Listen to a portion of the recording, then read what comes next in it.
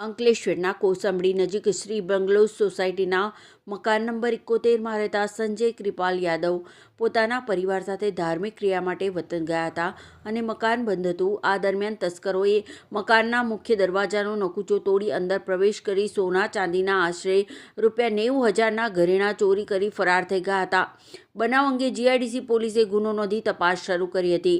ચોરીના મામલામાં કાપોદ્રા ગામની અયોધ્યાપુરમ સોસાયટીમાં રહેતો જસબિંદરસિંહ સોનુસિંહ અને જશપાલસિંહ સંડોવાયેલ છે જેવી બાતમી ભરૂચ એલસીબીએ બંને ઈસમોને ઝડપી પાડી બંને ભાઈઓને અંકલેશ્વર એલસીબી ઓફિસ ખાતે પૂછપરછ માટે લાવવામાં આવ્યા હતા।